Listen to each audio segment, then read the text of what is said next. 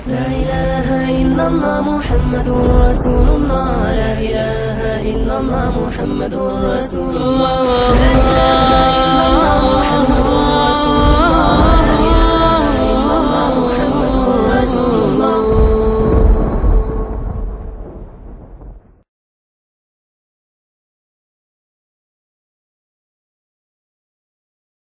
برادران اسلام، واجب الاحترام بزرگوں، دوستوں، بھائیوں، عزیز نوجوانوں، قصص الانبیاء علیہ السلام کے دروس کے ضمن میں ہم نے سیدنا ابراہیم الخلیل علیہ السلام ابو الانبیاء کے بارے میں سابقہ دروس میں باتیں کی۔ سیدنا ابراہیم الخلیل علیہ السلام اتنے باعظمت اللہ کے پیغمبر ہیں، اتنی رفعت شان کے مالک ہیں کہ آپ کے بعد یعنی پھر اللہ نے جتنے نبی بھیجے ہیں سب ابراہیم علیہ السلام کی ذریعہ۔ اس لیے قرآن پاک نے بڑی تفصیل سے اور مختلف مقامات پہ سیدنا ابراہیم علیہ السلام کیا کیا، اور سیدنا ابراہیم علیہ السلام تمام انبیاء یعنی جتنے اللہ نے نبی بھیجے ہیں یا رسول بھیجے ہیں، یہ اعزاز صرف آپ کو ملا ہے کہ اللہ نے آپ کو یہ لقب بخشا کہ خلیل اللہ، اور روایات میں موجود ہے کہ ایک دن سیدنا ابراہیم الخلیل علیہ السلام اپنے گھر میں آئے اور دیکھا کہ ان کے گھر کے اندر ایک نوجوان آدمی کھڑا، تو آپ حیران ہو کیونکہ میرا گھر دروازے بند ہے، یہ اللہ کا بندہ اندر کیسے آ؟ تو حضرت سیدنا ابراہیم علیہ السلام فوراً داخل ہوئے اور فرمایا کہ کون ہو تم؟ میرے گھر میں بغیر اذن کے، بغیر اجازت کے۔ تم نے کہا کہ آپ ناراض نہ ہوں، میں ملک الموت اللہ کا فرشتہ ہوں۔ فرمایا کیسے آنا ہوا؟ کاش اللہ نے مجھے بھیجا ہے کہ میں آپ کو یہ خوشخبری پہنچاؤں کہ آپ میرے خلیل ہیں، آپ خلیل اللہ۔ تو سیدنا ابراہیم علیہ السلام نے عرض کیا کہ میرے اللہ نے مجھے یہ مرتبہ، یہ مقام یعنی دیکھو نا جی، آپ کہتے ہیں فلاں میرا دوست ہے، جس کو اللہ کہے کہ میرا دوست ہے، خلت کوئی یعنی آپ اندازہ کریں کوئی ایسا لفظ نہیں ہے کہ جو ہر کسی کے لیے استعمال ہو جائے۔ یعنی سرکار دو عالم صلی اللہ علیہ وسلم اور سیدنا ابو بکر کا کتنا قرب ہے، یعنی آپ اندازہ فرمائیں کہ سب سے اول اسلام لانے والے، پھر حضور صلی اللہ علیہ وسلم کے سسر بھی ہیں، قرابت بھی ہے، پھر جس انسان نے اپنی ساری زندگی، اپنی جان، مال، اولاد، تن سب کچھ قربان کر دیا حضور صلی اللہ علیہ وسلم، لیکن حضور نے فرمایا کہ لو کنت متخذا خلیلا لاتخذت ابا بکر خلیلا ولکن صاحبکم خلیل اللہ، کہ اگر میں کسی کو خلیل بناتا اور یہ لقب دیتا تو پھر ابو بکر کو دیتا، لیکن اس کو بھی میں نہیں دیتا۔ اندازہ فرمایا کہ یہ مقام یعنی اگر میں کسی کو دیتا تو وہ تو مستحق سیدنا ابو بکر تھے، لیکن ان کو بھی میں نہیں دے سکتا، اس لیے کہ مجھے اللہ نے خلیل بنا دیا ہے، تو پھر ایک دن میں دو کی محبت نہیں جمع ہو۔ بھائی ایک وقت یہ نہیں ہو سکتا کہ آدمی اس کو بھی چاہے اور اس کو بھی چاہے، یہ بات تو سب سے بڑا شرف ہے کہ اللہ نے آپ کو خلیل اللہ کا نام دیا۔ اور دوسرا سب سے بڑی شان یہ ہے ابراہیم علیہ السلام کی، جس کو اللہ نے قرآن میں فرمایا کہ وَإِبْرَاهِيمَ الَّذِي وَفَّى، کہ میرا ابراہیم بڑا وفا، یعنی ایک تو دوست ہے، پھر دوست بھی ایسا کہ وفا پہ پورا اترنے ہو۔ اور یہ بھی سیدنا ابراہیم الخلیل کے بارے میں اللہ نے فرمایا کہ ہم نے بڑا امتحان لیا، لیکن ابراہیم پورا۔ وَنَادَيْنَاهُ أَن يَا إِبْرَاهِيمُ قَدْ صَدَّقْتَ الرُّؤْيَا إِنَّا كَذَلِكَ نَجْزِي الْمُحْسِنِينَ۔ اللہ نے پکارا، فرمایا ابراہیم بس تمہارا خواب، تو نے اپنا خواب سچا کر، ہم نے حکم دیا آپ نے بیٹے کو پیش کر۔ یہ تو ہماری حکمت تھی کہ ہم نے اسماعیل علیہ السلام کو ذبح نہیں ہونے دیا، ورنہ ابراہیم علیہ السلام نے تو کبھی نہیں۔ یہ عظمت جو ہے یہ بھی ابراہیم نے. اور اسی طرح یاد رکھیں کہ بہت ساری سنتیں ایسی ہیں جو ابراہیم علیہ السلام سے چلی. اول من اختتن، سب سے پہلے ختنہ جو ہے، جو مسلمانوں کی آج کل ایک شعار ہے، علامت ہے، تو ختنہ جو ہے سب سے پہلے ابراہیم علیہ السلام سے سنت شروع ہوئی. اسی طرح کتابوں میں ہے کہ اول من لبس السروالا، سب سے پہلے سلوار جو ہے وہ بھی ابراہیم علیہ السلام نے پہنے، ورنہ آپ سے پہلے کسی نبی نے سلوار بھی پہنی. اچھا، سراویل میں یہ سب چیزیں آ جاتی ہیں، یعنی پجامہ نما ہو، سادہ ہو، کیسا ہو، کچھ بھاری ہو. مقصد تو ہے کہ ختنہ رواج کیا تھا، الازار والرداء، کہ نیچے بھی چادر باندھتے تھے، اوپر قمیص پہن لیا یا اوپر بھی ایک چادر ڈال. سرکار دو عالم صلی اللہ علیہ وسلم نے بھی ساری زندگی جو ہے چادر باندھی. آپ نے ساری زندگی چادر باندھی ہے.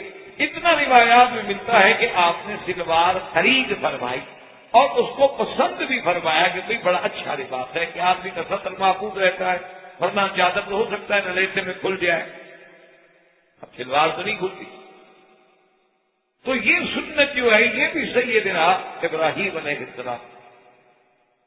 اور اسی طرح یہ بھی صحیح روایات میں موجود ہے کہ یہ جو اللہ نے یعنی دین فطرت کی نشانیوں میں یہ احکام رکھے ہیں کہ جن میں یعنی ختنہ ہے، اور اسی طرح اس کے بعد جو ہے ختنے کے بعد یہ ہے کہ استنجا ہے، یعنی غسل بالماء جو ہے پانی کے ساتھ استنجا کرنا جو ہے یہ بھی ابراہیم علیہ السلام سے ابتدا.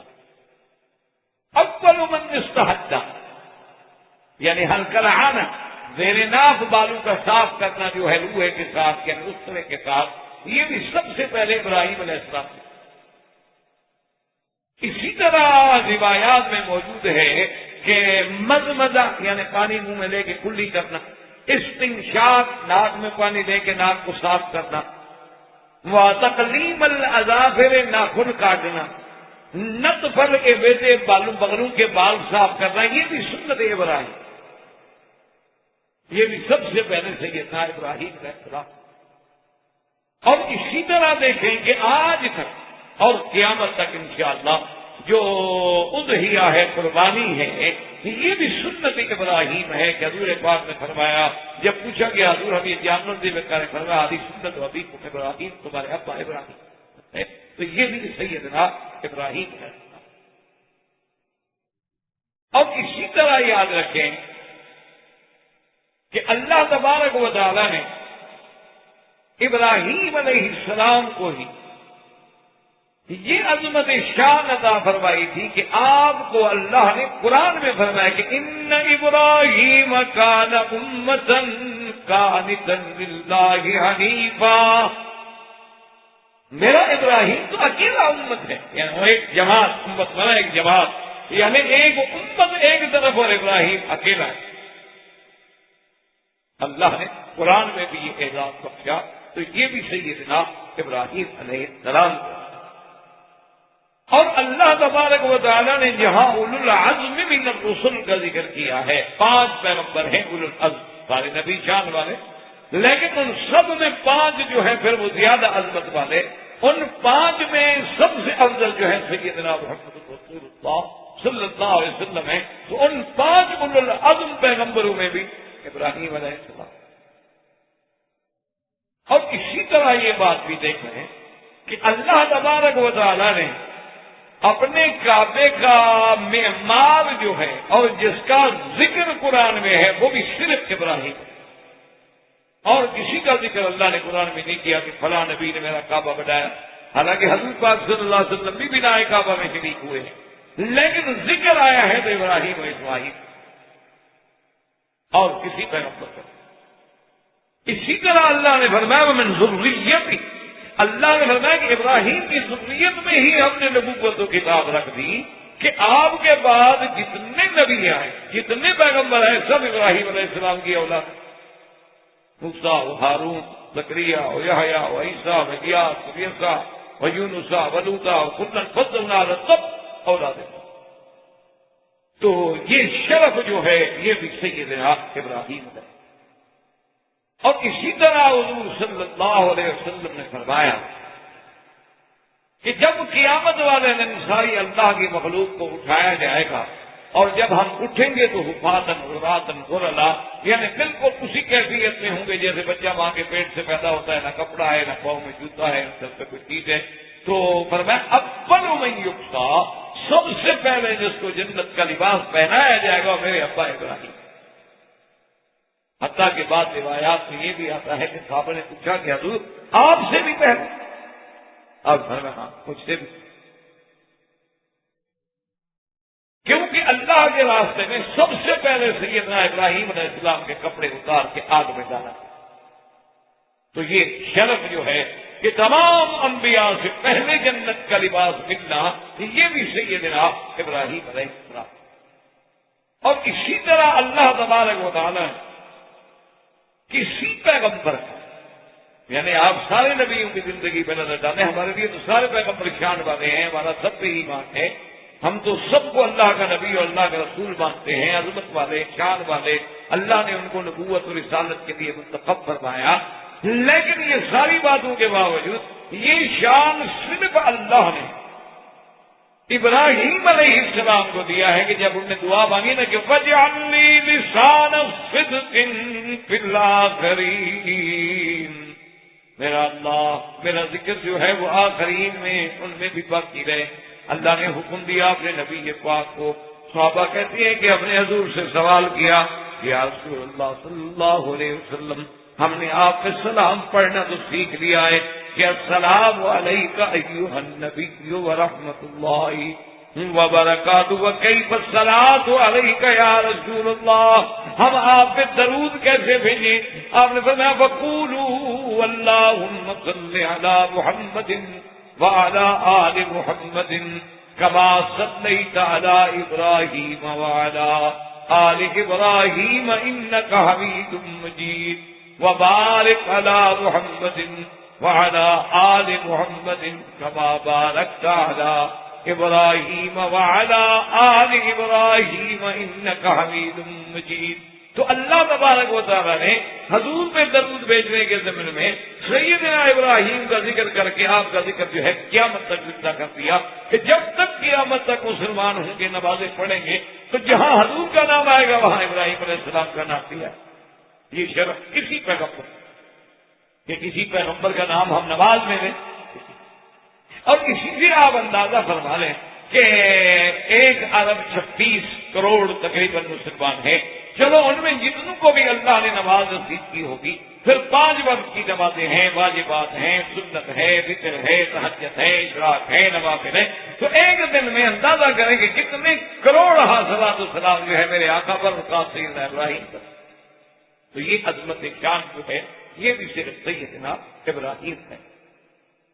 اور اسی طرح یاد رکھیں کہ کسی پیغمبر کے واقعے کو اتنی تفصیل سے بیان نہیں کیا گیا، اور اللہ تبارک و تعالیٰ نے ابراہیم علیہ السلام کا ایک ایک واقعہ، آپ کا مناظرہ، آپ کا قوم سے مقابلہ، آپ کا بتوں کو توڑنا، آپ کا نمرود سے ٹکرانا، آپ کا آگ میں ڈالا جانا، آپ کا آگ سے، یعنی کون سا واقعہ ہے جس کو اللہ نے قرآن میں کھول کے بیان کیا۔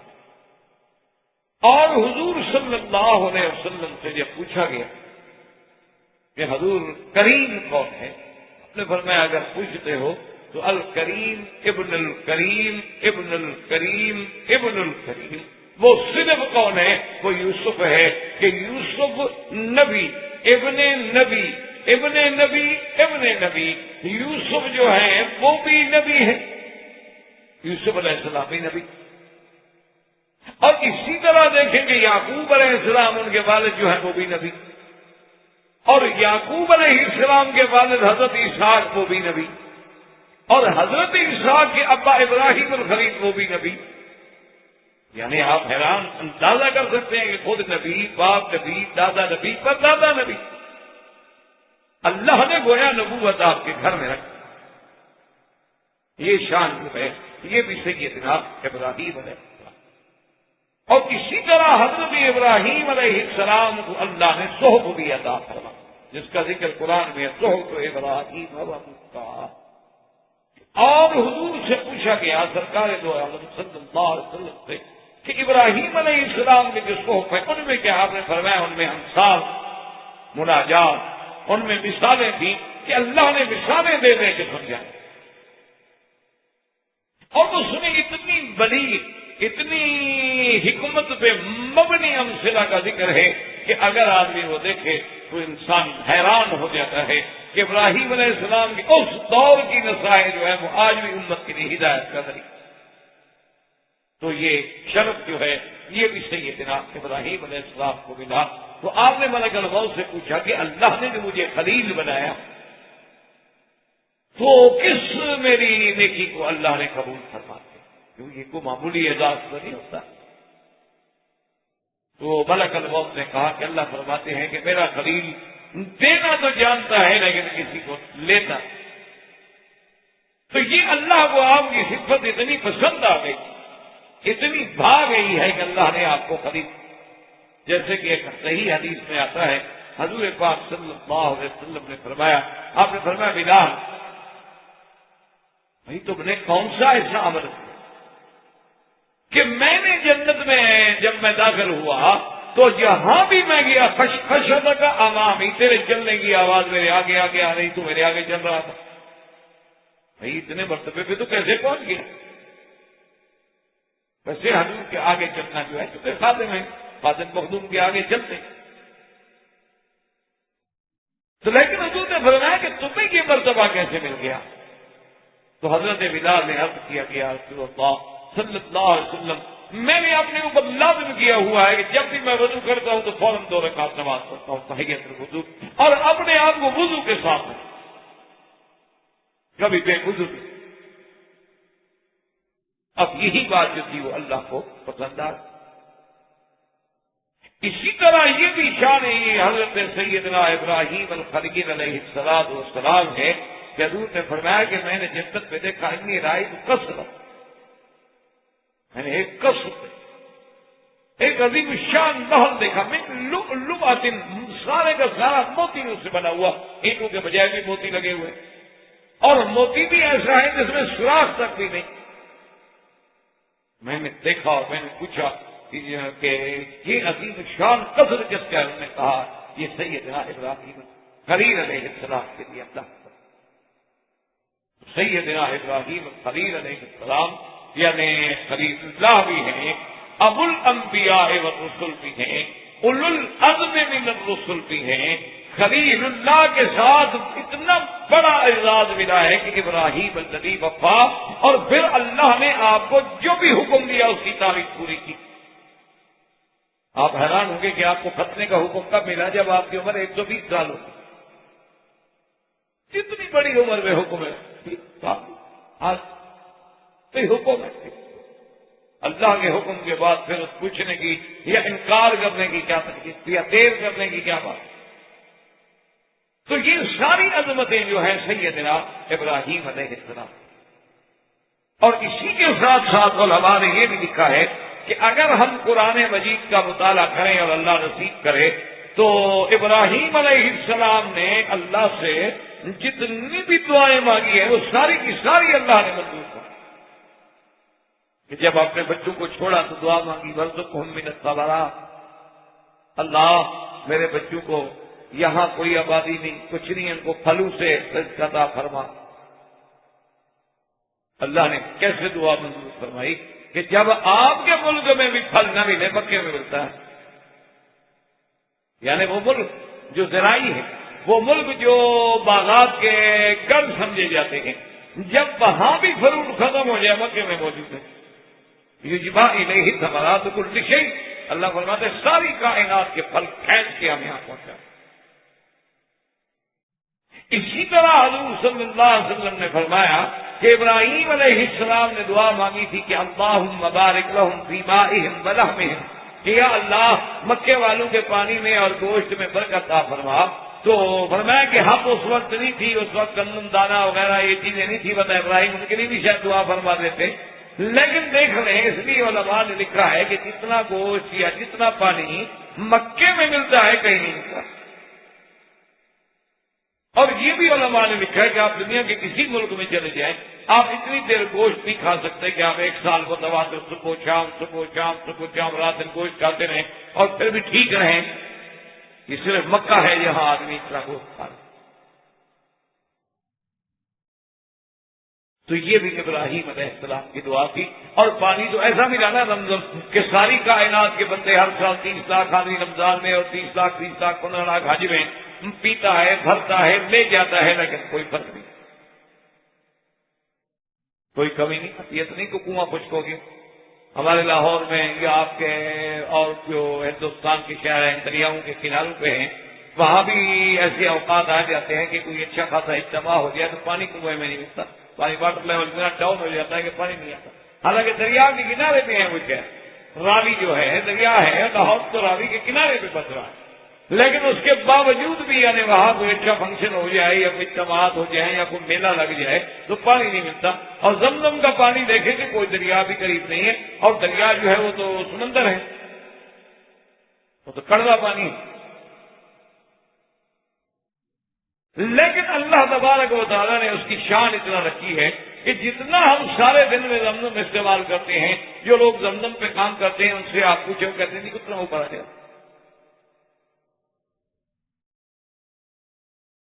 اور جب مکہ مکرمہ میں ایک دفعہ سیل آئی، بارشوں کا پانی آیا جس میں کعبہ شریف کے دروازے تک پانی پہنچ گیا تھا، اور بعض مقام پر حرم کے جو پنکھے چل رہے پنکھوں کو ٹکرا رہا تھا پانی، اتنا بڑا پانی آیا پورے حرم میں۔ لیکن خدا کی شان ہے اس دور میں جو لوگ زمزم پہ کام کرتے تھے انہوں نے کہا کہ ہم نے جو زمزم میں ڈول ڈالے تو ڈول نیچے نہ جائے۔ یعنی خدا کی قدرت یہ تھی کہ اللہ نے زمزم کے اوپر پوری ایک غلاف دے دیا، چادر دے دی کہ وہ سیل کا پانی جب اس کے اندر نہ مل جائے، اور جب سیل کے پانی صاف ہو گئے ڈول ڈالا تو ڈول ٹھیک جا رہا ہے، پانی آ رہا ہے۔ تو اب وہ کوئی کہے جی وہ کیسے پردہ ہو گیا تھا، اللہ فرماتے تھے دو دریاؤں کو دیکھ لو، بینہما برزخ لا یبغیان، کہ میں نے دو دریاؤں کے درمیان میں حاجت رکھ دیا ہے، ادھر میٹھا پانی ہے ادھر کڑوا پانی ہے، ملتے نہیں ہیں، کٹھے چلتے ہیں۔ تو یہ حاجت تو تمہیں نظر نہیں آتا لیکن ہے، میں نے اس کو روکا ہوا۔ اچھا کئی دفعہ طوفان جو ہے نا جی وہ کڑوا پانی میٹھے میں چڑھ جائے گا پھر لوٹ آئے گا، لیکن وہ ملتا نہیں۔ اب بھی بنگلہ دیش میں اراکان ہے، اسی طرح کیپ ٹاؤن جنوب افریقہ میں بھی مرج البحرین ہے، اور بھی کئی مقام ہیں جہاں مرج البحرین ہے، دو دریا مل رہے ہیں، پانی نہیں ملتا۔ اچھا کشتی میں جائیں آپ، غوطہ لگائیں ادھر سے ادھر چل جائیں ادھر سے ادھر چل جائیں، کوئی رکاوٹ بھی نہیں، لیکن کون سی چیز ہے جو ان کو نہیں ملنے چاہیے؟ ابراہیم علیہ السلام اللہ نے یہ دعا بھی کی۔ اللہ نے جب ابراہیم علیہ السلام کو حکم دیا تھا تعمیر کعبہ کا، اور اس کے بعد آپ نے دعا کی تھی کہ ربنا تقبل منا، ہماری اس عمارت اس محنت اس بنانے کو قبول فرما، اللہ نے کیسا قبول، کیفیت؟ اسی طرح ابراہیم علیہ السلام نے دعا کی تھی کہ میرا مولا یہاں جب تیرے گھر کے قریب اپنے بچوں کو چھوڑ رہا ہوں تحویل الیہ افئدۃ من الناس، لوگوں کو دلوں کو مکے کی طرف پھیر دے۔ اللہ نے کعبے کو مقناطیس قلوب بنا دیا کہ ساری دنیا کے بندے کھینچے آ۔ یعنی آپ تو پڑھے لکھے آدمی ہیں، آپ اپنے علاقوں میں جائیں بالکل جگ دیہاتی خالص بالکل بکریاں ڈنگر چرانے والا، جس بیچارے کو یہ بھی پتہ نہیں ہوتا کہ الف کیا ہے اور با کیا ہے، اس کو بھی آپ کہے گا بس جی اور جی بڑی تمنا ہے اللہ مکہ مدینہ دکھا دے کسی طرح، اس کو مکے مدینے کا اس کو بھی پتہ۔ یعنی جس بچے کو اپنے گاؤں کا نام نہیں آتا، گاؤں کا پتہ نہیں ہے، تحصیل کا پتہ نہیں ہے، اس کو اپنے اسٹیشن ریلوے کا پتہ نہیں ہے، لیکن مکہ مدینہ جانتا۔ اور یہ بھی ابراہیم علیہ السلام کو سعادت ملی تھی کہ وَأَذِّن فِي النَّاسِ بِالْحَجِّ يَأْتُوكَ رِجَالًا، کہ آپ کی آواز کو اللہ نے قیامت تک حج کا ذریعہ بنایا کہ جو میرے ابراہیم کی ندا پہ لبیک کہے گا اسی کو لاؤں گا، جو نہیں کہے گا نہیں لاؤں گا۔ یہ شرف تھی سیدنا ابراہیم علیہ السلام۔ تو اسی ضمن میں ہم نے پڑھا تھا کہ جب ابراہیم علیہ السلام بنائے کعبہ سے فارغ ہو گئے اور آپ پھر واپس گئے کیا فلسطین، اور بی بی ہاجرہ جو ہے وہ فوت ہو گئی، ان کی وفات مکہ مکرمہ میں ہوئی اور ان کا دفن جو ہے وہ بھی مکہ،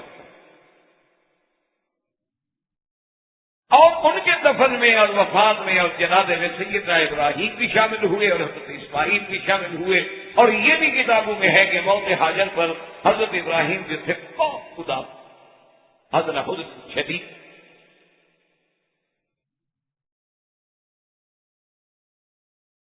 سیدنا ابراہیم علیہ السلام جب واپس گئے، بیوی حاجرہ فوت ہو گئی. اب آپ کی بیوی جو تھی بی بی سارہ، اور یاد رکھیں یہ بھی روایات میں اللہ نے فرمایا کہ ابراہیم اس کو سارہ نہ کہا کرو، سارہ یعنی الف نہ ہو را کے بعد، سیکھی الف سا را الف را، سارہ سارہ نہ سارہ، آگے ہاں لگا وقت ہے. تو اب بی بی سارہ کی دعائیں بھی اللہ نے سنی. اس واقعے کو اللہ نے قرآن میں کئی مقام پہ ذکر کیا. سورۃ الہود میں ذکر ہے، سورۃ الذاریات میں ذکر ہے، سورۃ النحل میں ذکر ہے، اور اسی ضمن میں ہم نے آج کے درس میں جو آیات پڑھی ہیں اللہ پاک نے فرمایا وَلَقَدْ جَاءَتْ رُسُلُنَا إِبْرَاهِيمَ بِالْبُشْرَىٰ قَالُوا سَلَامًا قَالَ سَلَامٌ فَمَا لَبِثَ أَن جَاءَ بِعِجْلٍ حَنِيذٍ. اللہ تبارک و تعالیٰ فرماتے ہیں وَلَقَدْ جَاءَتْ رُسُلُنَا، ہمارے فرشتے ہمارے فرستادہ آئے ابراہیم علیہ السلام کے پاس خوشخبری لے کر. اور اللہ نے اس کو قرآن میں کئی مقام دیا. هل أتاك حديث ضيف إبراهيم المكرمين. اللہ نے فرمایا میرا مدنی کیا آپ کو پہنچی ہے قصہ ابراہیم کے مہمانوں والا. اسی طرح تیسرے مقام پہ قرآن کہتا ہے وَنَبِّئْهُمْ عَنْ ضَيْفِ إِبْرَاهِيمَ الْمُكْرَمِينَ. میرا مدنی آپ اپنی امت کو خبر دے کہ میرے ابراہیم کے پاس کیسے شان والے مہمان آئے. ابراہیم علیہ السلام کے بعد جب مہمان آئے آتے ہوئے انہوں نے سلام کیا. ابراہیم علیہ السلام نے سلام کا جواب دیا، اور ایک مقام پہ آتا ہے قال سلام قوم منکرون. سلام دیا، آپ نے کہا بھائی عجیب بات ہے کہ لوگ منکر کا معنی غیر معروف، یعنی جانے پہچانے تو نہیں لگتے، یہ سمجھ نہیں آ رہی. ہمارے علاقے کے بندے تو لگتے نہیں، علاقے کا آدمی تو پہچانا جاتا ہے. اور دوسری بات یہ ہے کہ اگر علاقے کے نہیں، اور اس کا مطلب ہے کہ کسی دوسرے علاقے کے، تو دوسرے علاقے سے آنے والا آدمی جب سفر کر کے آئے تو کوئی اونٹنی یا کوئی گھوڑا یا کوئی سواری، اور پھر اس کے اوپر سفر کا بھی کچھ اثر ہوتا ہے، تھکان ہوتی ہے، لیکن یہ تو ایسے لگتے ہیں اثر ہوتا تھا کہ بالکل ایسا ابھی چل کے بھی نہیں آئے. کون ہے یہاں قرآن فرماتا ہے کہ فما لبث ان جاء بعجل حنیذ. اور دوسری جگہ قرآن کہتا ہے فراغ الی اہلہ، یعنی خفیہ طریقے سے سلام کرنے کے بعد چپ کر کے کسی طریقے سے فوراً گھر چلے گئے. یہاں قرآن کہتا ہے بعجل حنیذ یعنی بچڑا بھنا ہوا، اور دوسری جگہ قرآن کہتا ہے کہ بعجل سمین موٹا تازہ بچڑا. اچھا دونوں میں کوئی تفاوت نہیں، مقصد ہے کہ اعتبار بدن کے موٹا تازہ تھا اور بھول کے لے آئے. اور اسی سے علماء نے یہ مسئلہ بھی استنباط کیا ہے کہ آداب ضیافت میں یہ ہے کہ یعنی مہمان نوازی کے آداب میں یہ ہے کہ آدمی اپنے مہمانوں سے پوچھے نہیں، جو وقت کے مطابق حالات کے مطابق تقاضا ہے اور جو کچھ اللہ نے اس کو توفیق دی وہ چپ کر کے پیش. مثلا چائے کا وقت ہے چائے پیش کر دے، کھانے کا وقت ہے کھانا پیش کر. ایسا وقت ہے کہ اندازہ ہو سکتا ہے یہ آدمی دودھ سے آئے ہیں، کھانا نہیں کھایا ہوگا تو پوچھ بھی سکتا ہے، لیکن آداب ضیافت اسی میں ہے کہ جو اللہ نے آپ کو دیا ہے، جو سوکھی روٹی ہے کچھ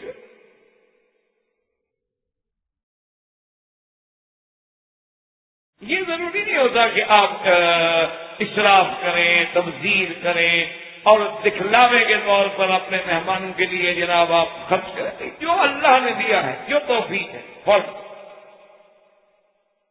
کیونکہ بعض اوقات یہ بھی ہوتا ہے کہ مہمان میں بھی ایک حیا ہوتی ہے کہ اس کو ضرورت بھی ہو تو وہ بیچارہ شرم کے بارے نہیں کہتا کہ دیکھو جی اب میں رات کو پہنچا ہوں، شام کا اور رات کا بھی بیت گئی ہے، اب میں ان کو کہوں کہ میں نے کھانا نہیں کھایا، نہ کہ کھانا اس نے نہیں کھایا ہو، لیکن اس کو بھی تو کچھ حیا ہو۔ اس لیے حکم یہ ہے کہ بھئی جو کچھ اللہ توفیق دے وہ پیش کر۔ تو حضرت ابراہیم علیہ السلام کی فوراً اور اکرام ضیف یہ ہے کہ نبی تو نبی ہوتا ہے نا، لیکن مہمان ہے تو اس کے لیے آدمی کو اس کا اکرام کرنا۔ جب آ گئے آپ نے کھانا پیش کیا، یہاں قرآن نے نہیں بیان کیا، دوسری جگہ فَقَرَّبَهُ إِلَيْهِمْ، کھانا لائے سامنے رکھا اور وہ بیٹھے نہیں کھا۔ یہاں قرآن کہتا ہے فَلَمَّا رَأَىٰ أَيْدِيَهُمْ لَا تَصِلُ إِلَيْهِ نَكِرَهُمْ، جب ابراہیم علیہ السلام نے دیکھا کہ وہ ہاتھ بھی نہیں بڑھاتے کھانے کی طرف، یہ کیسے مہمان ہے؟ اور مہمان اگر ہے اور کھانا نہ کھائے تو عرب کے اندر یہ علامت تھی دشمنی، کہ بھئی اگر گھر میں آدمی آئے اور گھر والے کو چیز پیش کرے اور وہ نہ کھائے تو مقصد ہے یہ علامت تھی کہ ہاں یہ دوست نہیں دشمن۔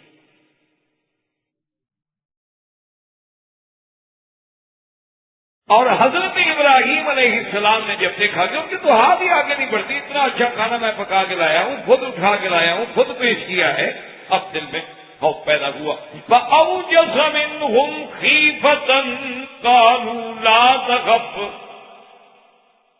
اب دل میں خوف پیدا ہوا، اور جب دل میں خوف آئے تو چہرے پر بھی اثار ہوتے ہیں۔ اس کے بعد جب انہوں نے دیکھا تو انہوں نے کہا آپ ڈرے نہیں، اِنَّا أُرْسِلْنَا إِلَىٰ قَوْمِ لُوطٍ، اور یہ آنے والے قوم تھے، یاد رکھیں یہ فرشتے تھے، اور یہ بھی کتابوں میں ذکر ہے کہ آنے والوں میں حضرت جبریل علیہ السلام بھی تھے، حضرت میکائیل علیہ السلام بھی تھے، اور ملک الموت بھی تھے، یہ تین فرشتے۔ بعض علماء نے یہاں ایک روایت نقل کی ہے کہ جب ابراہیم علیہ السلام نے اصرار کیا کہ بھئی آپ کھانا کیوں نہیں کھاتے، تو انہوں نے کہا کہ ہم کھانا مفت نہیں کھاتے، پیسے کے ساتھ کھاتے، کی قیمت اگر آپ لے لیں تو پھر کھائیں گے۔ ابراہیم علیہ السلام نے کہا کہ بھئی تم مہمان ہو، انہوں نے کہا جی نہیں بس ٹھیک ہے، آپ کا اپنے آداب ہیں، ہمارے اپنے آداب ہیں کہ ہم مفت چیز نہیں کھاتے، کہ کسی کی اس کا بدلہ دیتے ہیں، اس کی آپ قیمت بتا دیں تو پھر ہم کھائیں گے۔ انہوں نے کہا ٹھیک ہے قیمت تو ہے، چلو قیمت دے دو۔ انہوں نے کہا جی کیا قیمت ہے؟ انہوں نے کہا اس کی قیمت صرف اتنا ہے کہ جب کھانا کھاؤ تو پڑھو بسم اللہ الرحمن الرحیم، اور جب کھا لو تو کہہ دو الحمدللہ، اللہ تیرا شکر ہے، بس قیمت ادا ہو گئی۔ لیکن یہ روایت اسرائیلی ہے اور صحیح ٹھیک ہے، اس لیے جو تو اللہ کے فرشتے ہیں، بسم اللہ پڑھو یا نہ پڑھو، الحمدللہ پڑھو یا وہ تو ہر وقت اللہ کی تسبیح میں ہیں، عباد المکرمون ہیں، وہ ہر وقت اللہ کی تسبیح و تقدیس بیان کرتے ہیں، اور پھر وہ تو ہر لحاظ سے کھانے سے پاک ہیں، وہ ایسی بات کیسے کر سکتے؟ اور قرآن میں بھی اس کا کوئی اشارہ۔ اب جناب جب یہ بات طے ہوگی، انہوں نے کہا کہ حضرت آپ نہ گھبرائیں، ہم تو آئے ہیں قوم لوط کی طرف، اور درمیان میں اللہ نے ہمیں یہ بھی حکم دیا ہے کہ ابراہیم علیہ السلام کی طرف سے جانا ہے۔ تو اب آپ کی بیوی جو تھی وہ ساتھ کھڑی، وَامْرَأَتُهُ قَائِمَةٌ فَضَحِكَتْ فَبَشَّرْنَاهَا بِإِسْحَاقَ وَمِنْ وَرَاءِ إِسْحَاقَ يَعْقُوبَ۔ اللہ تبارک و تعالیٰ فرماتے ہیں کہ آپ کی بیوی کھڑی تھی، فَضَحِكَتْ، بیوی ہنس پڑی۔ اچھا اب بعض علماء یہاں یہ کہتے ہیں کہ جب ان کو خوشخبری دی گئی نا بیٹے کی تو پھر بیوی ہنس پڑی، حالانکہ یہ بات نہیں ہے، کیونکہ یہاں قرآن یہ کہتا ہے کہ یہ واقعہ پہلے ہے اور بشارت بعد میں ہے۔ وامرأته قائمة فضحكت فبشرناها بإسحاق ومن وراء إسحاق يعقوب. تو بشارت تو بعد میں، اور بی بی صاحبہ کا ہنسنا جو ہے وہ پہلے. تو یہ کیوں کہا گیا کہ بی بی صاحبہ کیوں ہنسی؟ کہتے ہیں کہ بی بی صاحبہ دراصل اس لیے ہنسی تھی کہ قوم لوط جو تھی وہ اخبث ترین قوم. قوم لوط علیہ السلام جو تھی وہ دنیا کے افحش ترین مصیبت میں پڑی ہوئی تھی، اور پورے اس علاقے میں فساد پھیلا دیا تھا، اور کسی کی عزت محفوظ نہیں تھی. تو جب ان پر عذاب کی بات آئی تو بی بی خوش ہو گئی کہ اچھا ہوا الحمدللہ ایسی قوم پر تو قہر آنا. اس لیے بی بی صاحبہ کو اب جب بی بی صاحبہ کو یہ خبر آ گئی تو انہوں نے کہا کہ ہم آپ کو ایک اور خوشخبری بھی دیتے ہیں کہ اللہ تبارک و تعالیٰ جو ہے آپ کو بیٹا عطا فرمائیں گے، اور بیٹے کا نام بھی اسحاق ہوگا، اور پھر اسحاق کے بعد اس کا بیٹا یعقوب ہو. یعنی خوشخبریوں کی خوشخبریاں کئی خوشخبریاں ہو گئی. ایک تو آپ کو بیٹا ملے گا، پھر بیٹا بھی نبی ہوگا اسحاق، پھر اسحاق کا بھی بیٹا ہوگا یعقوب اور وہ بھی نبی. جب بی بی صاحبہ نے سنا قالت یا ویلتا أألد وأنا عجوز وهذا بالي شيخا إن هذا لشيء عجيب. جب سنا تو کہنے لگا عجیب بات، أألد وأنا، مجھے بچہ ہوگا میں بڑھیا. روایات میں آتا ہے کہ آپ کی عمر 90 سال تھی اس وقت، اور ابراہیم علیہ السلام تو 120 سال سے بھی گزر چکے تھے. اس نے کہا کیا کہیں؟ اور دوسری جگہ قرآن کہتا ہے فَأَقْبَلَتِ امْرَأَتُهُ فِي سَرَّةٍ فَصَكَّتْ وَجْهَهَا. قرآن کہتا ہے کہ آپ کی بیوی جو تھی نا جی، فَأَقْبَلَتِ امْرَأَتُهُ فِي سَرَّةٍ، سرا کہتے ہیں کہ آدمی ایسا حیران ہو کے آواز نکال، اس کو عربی میں کہتے ہیں سرا، کہ بالکل بے تحاشا. فَصَكَّتْ وَجْهَهَا، اور اپنے چہرے پہ ایسے ہاتھ مارا جیسے اردو میں رواج ہوتا ہے. اب بھی کوئی بات ہو کہہ رہے انیک بات ہے، یہ کوئی ہو سکتا ہے یہ کوئی کرنے والی بات ہے. ابھی اردو میں یہ بات موجود ہے. یہاں ہے کہ أَأَلِدُ وَأَنَا عَجُوزٌ، اور دوسری جگہ قرآن کہتا ہے کہ آپ نے فرمایا اور تحجب سے کہا کہ عجوز عقیم، کہ میں بوڑھی بھی ہوں اور میں تو وہ عورت ہوں جس سے کبھی اولاد نہیں ہوئی، میں تو عقیم بھی ہوں. عقیم کہتے ہیں پاک، یعنی وہ عورتیں جس میں اولاد کے انجاب کی خصوصیت ہی. اب وہ جناب بی بی صاحبہ نے کہا جی کی بات ہے کہ جی ہمیں بشارہ دے رہے ہیں بیٹے کی، مجھے بیٹا ہوگا. اچھا چلو میں بھی بڑھیا، پھر میرا شوہر بھی دیکھو آدھا بالی شیخن، یہ مجھ سے بھی بوڑھا، کیونکہ شیخوخہ میں پہنچ چکے ہیں. پہلے جو ہے نا آدمی جنین ہوتا ہے، پھر صبی ہوتا ہے، پھر ولد ہوتا ہے، پھر مراہق ہوتا ہے، پھر غلام ہوتا ہے، پھر شاب ہوتا ہے، اس کے بعد شیخ ہوتا ہے. جب سن شیخوخہ میں پہنچ گیا نا بوڑھے آدمی سے کیا اولاد ہوگی تو، اور اس کے بعد ان هذا لشيء عجیب، عجیب بات ہے. بہرحال آپ کہہ رہے ہیں قالوا اتعجبین من امر اللہ رحمت اللہ وبرکاتہ علیکم اہل البیت انہ حمید مجید. اللہ کے فرشتوں نے کہا کہ کس بات پہ تعجب کر رہے؟ اللہ کے حکم سے. اللہ کی رحمت ہو، اللہ کی برکتیں ہوں آپ کو، آپ تو نبی کا اہل بیت ہیں. اللہ کی قدرت پر وہ اس کی مرضی ہے، بڑھاپے میں دے دے مرضی ہے، جوانی میں دے دے مرضی ہے نہ دے. یہب لمن یشاء اناثا ویہب لمن یشاء الذکور او یزوجہم ذکرانا واناثا وَيَجْعَلُ مَن يَشَاءُ عَقِيمًا، اللہ چاہے تو لڑکے دے، لڑکیاں دے، جوڑے دے، اور چاہے تو باز کر دے، کچھ بھی نہ دے۔ کتنے خوبصورت جوڑے ہوتے ہیں، جوان عورت ہے، جوان مرد، بچہ۔ اچھا کتنے آدمی دیکھو کہ بوڑھے ہیں اور آپ کے اولاد ہیں، کتنے آدمی ہیں بیمار ہیں، بعض مزمن امراض کے مریض ہیں لیکن اولاد ہیں۔ اچھا بعض لوگ دیکھیں کہ دولت کا حساب کتاب حد نہیں ان کی اولاد سے معلوم ہے، ایک وقت کی روٹی نہیں گھر میں اولاد کی رہنے لگی ہوئی ہے ماشاءاللہ۔ یہ اللہ کی شان، یہ اللہ کا نظام ہے، اس میں کون دخل ہے؟ اگر یہ دولت والوں کو اولاد ملتی پھر غریب کے پاس ہوتی ہے، پھر غریب کو تو یہ تو پیسے والے تو ماشاءاللہ بڑے حاصل ہوتے ہیں کہ یہ غریب کو بچہ تھوڑا رکھنے دیتے۔ یہ اللہ کا نظام ہے، اس لیے ہم نے کہا کیا تعجب کر رہے ہیں، اور اسی سے یہ مسئلہ بھی سمجھ لیں کہ یہ اللہ کا قرآن ہے۔ اور فرشتے کہہ رہے ہیں کہ رحمت اللہ وبرکاتہ علیکم اہل البیت، اور یہاں تو صرف ابراہیم کی بیوی ہے، نہ ہو تو کوئی ہے ہی نہیں، تو معلوم ہوا کہ اہل بیت اصل ہوتی ہی بیوی ہے۔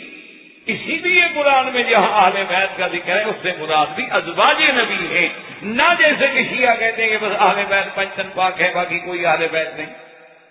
اب دیکھو نا یہاں تو قرآن ہے، کہنے والے فرشتے ہیں اور خطاب دے رہے ہیں اہل البیت، اور آگے کون ہے؟ فقط حضرت ابراہیم علیہ السلام کی بیوی ہے، تو معلوم ہوا کہ اصل اہل بیت کا اطلاق ہوتا ہی بیوی پہ ہے۔ بچے تو ویسے ہی شامل ہو جاتے ہیں، بچوں کو تو شامل کیا جاتا ہے، اسی لیے تو حضور نے دعا مانگی تھی کہ یا اللہ یہ میرے بچے جو میری چادر کے نیچے، اللہم ہؤلاء اہل بیتی، یہ بھی میری اہل بیت۔ مطلب قرآن کی نص سے لفظ اہل بیت جو ہے اس کا اطلاق ہوتا ہی بیوی کہ جیسے اللہ نے یہاں اللہ تبارک و تعالیٰ کے فرشتوں نے خوشخبری دی، اور اللہ نے اس خوشخبری کے عوض میں اسی بیوی سے، یعنی بیوی سارا، خدا کی شان دیکھیں، یہ نہیں کہ کسی اور بیوی سے، بیوی سارا سے آپ کو اولاد دی، اور اولاد بھی کیسی؟ سیدنا اسحاق ہے۔ اچھا اب اللہ نے اسی میں یہ اشارہ بھی فرما دیا تھا کہ من وراء اسحاق یعقوب، کہ اسحاق کے بعد ان کا بیٹا یعقوب بھی ہوگا۔ بی بی تم تو کہہ رہی ہو بوڑھی ہو، تم بچہ بھی جنو گی، پھر زندہ رہو گی، پھر تمہارے بچے کا بچہ ہوگا وہ بھی دیکھو گی، اس وقت بھی تم زندہ رہو۔ بوڑھی ہونے کا کیا مطلب ہے؟ یہ اللہ کے ہاتھ میں۔ اچھا خدا کی شان ہے، اب بھی یہاں ایسے لوگ ہیں جن کی عمر 100 سے زیادہ ہے اس ملک میں، اور ابھی چند دن قبل میں اخبار میں پڑھا تھا، پتہ نہیں اس کی عمر 96 سال تھی یا 100 تھی، انہوں نے کہا پتہ نہیں یہ میں کو 8ویں شادی کر رہا ہوں، پتہ نہیں کتنی شادی کر رہا ہوں۔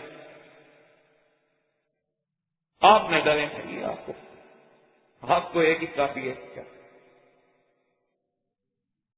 تو یہ تو عربوں کی میں بات کر رہا ہوں جن کا یعنی مقصد ہے کہ عرب سے تعلق ہے، ویسے خدا کی قدرت یاد رکھیں، عرب جو ہے یہ سامی نسل، سامی جو ہے نا اللہ نے ان میں یہ قوتیں زیادہ رکھی ہیں نسبت حامی کے اور نسبت یا، یہ بھی ایک صدی تحقیق ہے کہ جتنے سامی نسل لوگ ہوں گے ان میں خدا کی قدرت ہے کہ اللہ نے یہ جنسی قوت جو ہے وہ زیادہ غلبہ بھی زیادہ۔ 3 ہی تو بیٹے تھے نا، حام سام یافت، یا حام کی اولاد یا سام کی ہے یافت کی، یہ عرب سارے ساتھ میں آتے۔ تو اب جناب اللہ نے بیٹا بھی عطا فرمایا اور بیٹے کا بیٹا بھی عطا فرمایا، اور اس کے بعد پھر بی بی سارا جو ہے وہ فوت، اور بی بی سارا جب فوت ہوئی ہیں تو ان کا دفن جو ہوا ہے وہ ہوا ہے جبرون۔ جبرون یاد رکھو اسی مقام کا نام ہے جس کو آج کل کہتے ہیں خلیل، یعنی آپ جائیں نا بیت المقدس انشاءاللہ تو اس کے بالکل ساتھ ایک جگہ ہے جس کو خلیل کہا جاتا ہے، پہلے بیت اللہ میں ہے، پھر وہ جبرون حبشی ہے، اور اسی جبرون تو یہ ان کا نام تھا یعنی سریانی زبان میں، عبرانی زبان میں اسی کا نام جو ہے خلیل ہے۔ تو اچھا ان کے جنازے میں بھی سیدنا اسماعیل مکے سے پہنچے اور اسحاق علیہ السلام تو پہلے وہاں موجود تھے، تو سیدنا ابراہیم علیہ السلام نے اور اسحاق اسماعیل علیہ السلام نے جنازہ پڑھا اور ان کو وہی دفن فرمایا، اور ان کی قبر مبارک جو ہے وہ بھی اسی جبرون میں یعنی خلیل میں ہے۔ اور یہ علاقہ جو تھا، مربع جو تھا، اس کے بنانے والے بھی سلیمان تھے۔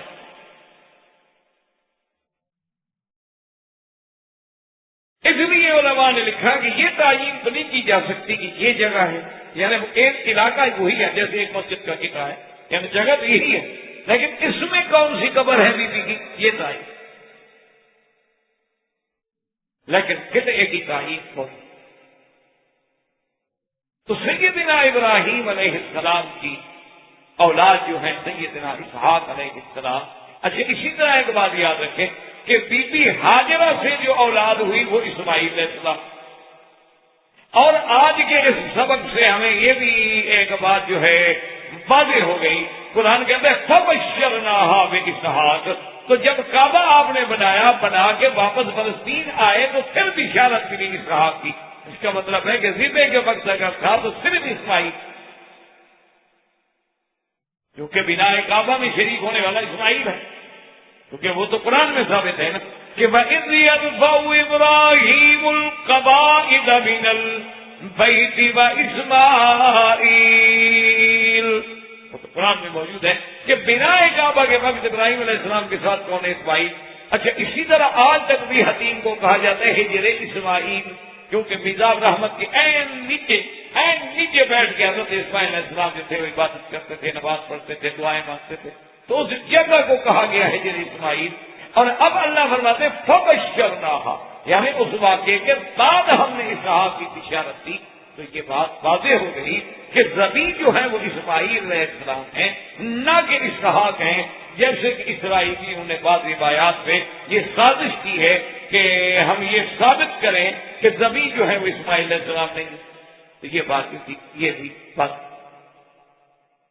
اور اسی کے ساتھ یہ بات بھی یاد رکھیں کہ ابراہیم علیہ السلام جو تھے، آپ نے بی بی ہاجرہ سے شادی ہوئی، اس سے حضرت اسماعیل، بی بی سارہ سے اللہ نے حضرت اسحاق۔ اچھا، بی بی سارہ جو ہے یہ حضرت ابراہیم کے خاندان، بی بی ہاجرہ جو ہے وہ بادشاہ نے دی تھی ہدیہ۔ اس کے بعد پھر حضرت ابراہیم علیہ السلام نے پھر بھی شادی کی، اس شادی سے بھی اللہ نے پھر آپ کو 5 یا 6 اولادیں عطا، یعنی بی بی ہاجرہ کے علاوہ، بی بی سارہ کے علاوہ ایک بی بی تھی کنکورہ، ان سے بھی آپ نے شادی فرمائی ہے، اور ان سے بھی سیدنا ابراہیم علیہ السلام کی اولاد۔ اچھا، اور اسی طرح قرآن مقدس میں آپ یہ دیکھ رہے ہیں کہ اللہ نے ابراہیم علیہ السلام کی صفت اسی صورت میں جو ہم نے آج پڑھی ہے، فرماتے کہ ان ابراہیم لحلیم اواہ منیب، میرا ابراہیم جو ہے بڑا حوصلہ، میرا ابراہیم حلیم، حلم والا، حلم جو ہے بہت بڑی صفت۔ اچھا، اللہ نے جو آپ کو 2 بیٹوں کی بشارت دی ہے، قرآن میں آپ پڑھیں گے، ایک جگہ آتا ہے بشرناہ بغلام علیم، ہم نے علم والے بیٹے کی بشارت، اور ایک جگہ جو بشارت ہے آتا ہے بغلام حلیم، ہم نے علم والے بیٹے کی، یعنی علم والا بیٹا بھی اللہ نے ابراہیم علیہ السلام کو دیا، اور علم والا بیٹا بھی اللہ نے ابراہیم علیہ السلام۔ اور اسی طرح یہ بات بھی دیکھیں کہ حضرت ابراہیم علیہ السلام کے بعد آپ کا بیٹے اسحاق، اسحاق علیہ السلام کے بیٹے کون؟ یعقوب۔ یعقوب کون ہے؟ آپ کا دوسرا نام کیا؟ اسرائیل، یعنی آپ کا دوسرا نام جو تھا اسرائیل۔ تو بنو اسرائیل میں جتنے نبی آئے سب ذریت ابراہیم علیہ، اور سیدنا اسماعیل سے اللہ نے صرف ایک نبی، سیدنا اسماعیل کی ملک میں صرف ایک نبی بھیجے گئے، محمد رسول اللہ صلی اللہ علیہ وسلم، جو خاتم الانبیاء والمرسلین۔ اور اس کے بعد اللہ نے فرمایا کہ ہم اسی سبط میں سے، اسی سبط قریش میں سے 12 خلفاء پیدا کریں گے قیامت تک، جو پوری دنیا میں عدل و انصاف سے اور پوری دنیا میں اللہ کے احکام سے اس دنیا کو بھر دیں گے۔ یعنی وہ شروع تو ہوں گے حضور کے خلاف خلفاء سے، اور قیامت تک آتے رہیں گے، کبھی کوئی 100 سال بعد آیا، کوئی 200 سال بعد آیا، کوئی 300 سال بعد آیا، کوئی ابھی بعد میں آئے گا جیسے مہدی آئیں گے، اسی طرح پھر بعد میں آخر میں حضرت عیسیٰ ابن مریم علیہ السلام اتریں گے۔ تو یہ عظمت جو ملی ہے یہ بھی صرف سیدنا ابراہیم علیہ السلام کو اللہ تبارک و تعالیٰ نے عطا۔ اب اسی طرح دیکھیں گے جب ابراہیم علیہ السلام کی وفات کا وقت ہے تو ابراہیم علیہ السلام کی عمر مبارک جو ہے وہ 175 سال۔ اچھا اللہ کی شان دیکھو، اسحاق علیہ السلام پہ جب وفات آئی ان کی عمر بھی 175 سال۔ یہ قدرت کے اتفاقات ہوتے۔ اسی طرح اگر آپ دیکھیں گے نا تو سرکار دو جہاں کی عمر اور ابو بکر کی عمر ایک ہے، اور اسی طرح اتفاقات دیکھیں گے جیسی علماء نے لکھا ہے کہ اللہ کی شان ہے کہ جہاں سے کسی کی مٹی اٹھتی ہے نا تو اسی جگہ وہ دفن ہوتا ہے، تو معلوم ہوتا ہے کہ میرے محبوب کی اور صدیق کی مٹی بھی ایک جگہ سے اٹھائی گئی روضہ مبارک سے، کہ وہی جا کے پھر دونوں کو اللہ نے جمع فرمایا۔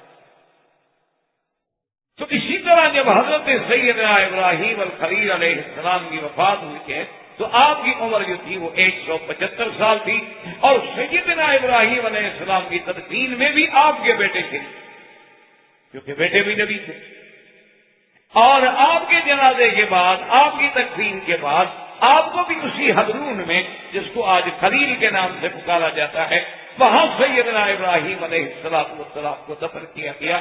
اللہ تبارک و تعالیٰ نے یہ مقام بھی کہ آپ بھی نبی تھے اور آپ پر جنازہ پڑھنے والے بھی اور پڑھانے والے بھی اللہ کے نبی اور بیٹے بھی، تو سیدنا ابراہیم علیہ السلام کی وفات جو ہے وہ بھی وہی حضرون میں ہوئی، اور آپ کا دفن جو ہے وہ بھی حضرون میں ہوا، اور اس کے بعد جو ہے جو آج کے درس میں ہم نے قرآن کی تلاوت آیات کی تلاوت کی ہے، اس کے بعد اللہ تبارک و تعالیٰ کے پیغمبروں نے جب ابراہیم علیہ السلام سے ساری تفصیل ہو گئی، بات ہو گئی، فلما ذهب عن ابراہیم الرعب وجاءته البشرى یجادلنا فی قوم لوط، انہوں نے کہا کہ جی ہم لوط علیہ السلام کے پاس جا رہے ہیں اور قوم لوط کے لیے جو اللہ کا فیصلہ ہے اس کو پورا کرنا ہے۔ تو اب انشاءاللہ اگر اللہ نے زندہ رکھا تو آئندہ درس میں ہم سیدنا لوط علیہ السلام کا قصہ جو ہے وہ پڑھیں گے، اور سیدنا ابراہیم علیہ السلام کا قصہ جو اللہ نے ہمیں توفیق دی اپنے کم علمی کے باعث، اور جتنی اللہ کو منظور تھا اتنا ہم بیان کر سکے۔ وآخر دعوانا الحمدللہ رب العالمین۔ برادران اسلام، واجب الاحترام بزرگوں، دوستوں، بھائیوں، عزیز نوجوان،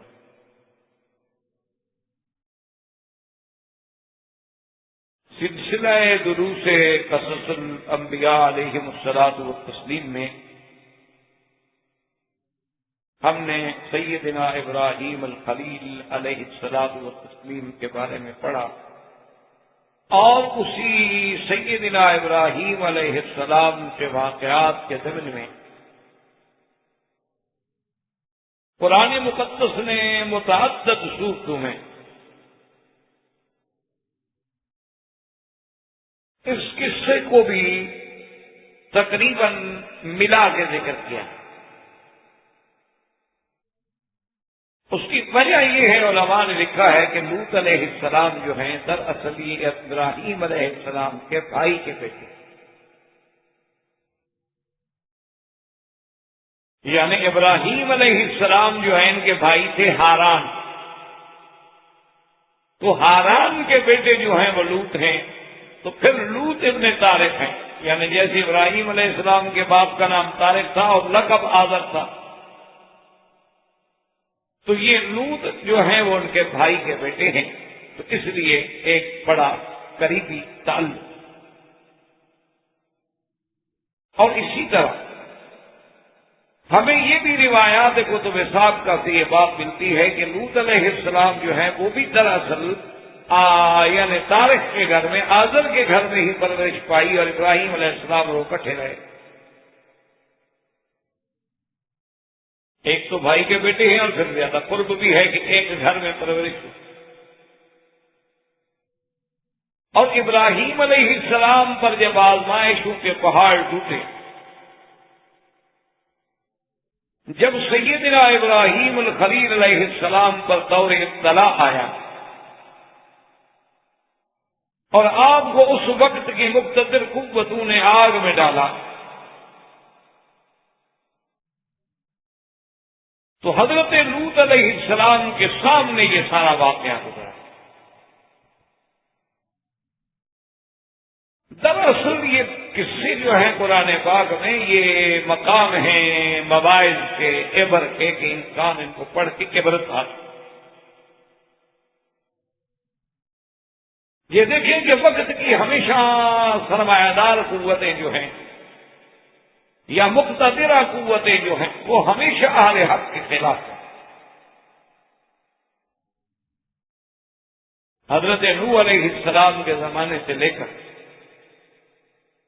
سرکار دو عالم صلی اللہ علیہ وسلم کے زمانے تک ہم اگر نظر دوڑائیں تو ہر دور میں اہل حق کی مخالفت کرنے والے کون لوگ تھے؟ بڑے لوگ تھے، سرمایہ دار تھے، جاگیردار تھے، یا وقت کے حاکم تھے۔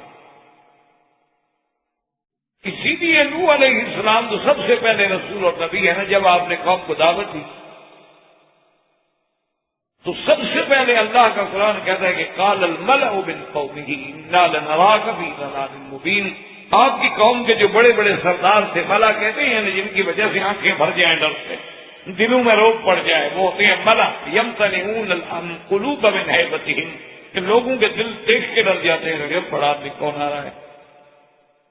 قال الملأ من قومه، سب سے پہلے ان کے سرداروں نے کہا کہ جی معلوم ہوتا ہے نعوذ باللہ آپ تو گمراہ ہیں، تو مخالفت انہوں نے۔ اسی طرح موسیٰ علیہ السلام کا دیکھیں، مخالفت کرنے والا کون ہے؟ فرعون۔